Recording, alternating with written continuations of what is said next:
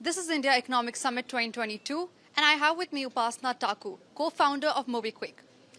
Well, the agenda for Economic Summit 2022 is Mission Superpower. So how long do you think is it going to take for India to become the global superpower? Well, we are almost there. I think we just missed being the fifth largest economy in the world, and I think IMF is stating that next 5-6 years this should happen. So yeah, I mean, if you think about it, we are definitely the fastest growing economy in the world.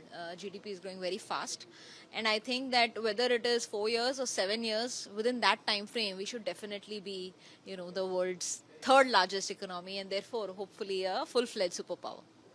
Well, a full-fledged superpower is not a distant dream, it seems. But with that, India is now Aatmanirbhar. But the world is becoming Bharat Nirbhar. And how do you think Mobikwik is contributing to the Aatmanirbhar Bharat?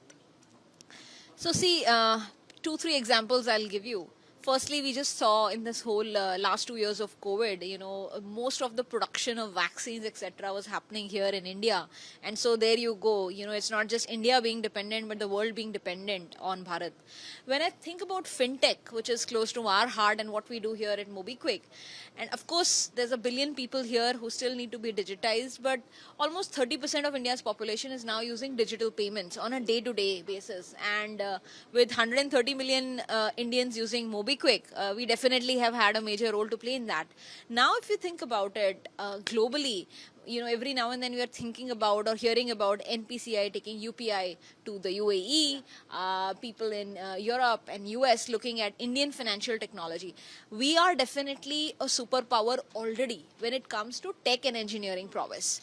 And it's not a distant dream. It's today, it's here, where tech that has been built in India, for India, will now get replicated in other markets, which are, by the way, so-called the larger evolved markets, but their technology infra is so poor that now they'll be looking at Indian companies to bring that tech to those markets.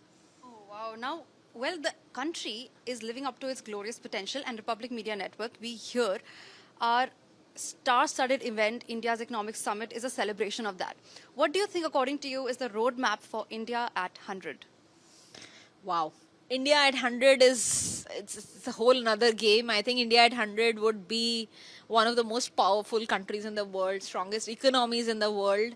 And, while last 5-10 years, the fad has come down. But if I think just from a engineering and tech talent point of view, the dream has always been to go to the US, go to Australia, Canada.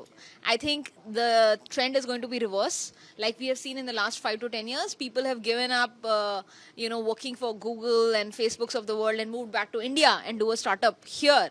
I think that trend is going to become like 10x, 100x stronger, where you will see global talent. Like they have moved to places like Dubai or Singapore, where global talent has come to those economies. We will be able to attract, and whether it is in terms of infra, whether it in terms of digitization, financial services, healthcare, edtech, everywhere you will see technology create a very strong differentiation for India and the Indian market. And I think that's what India at 100 means to me. Well, that's Upasana's India at 100 dream. Now, I'm sure the global talent and in seeing India as the global superpower is not certainly a distant dream. Thank you so much, Upasana. It was lovely, lovely talking to you. Thank you. Thanks for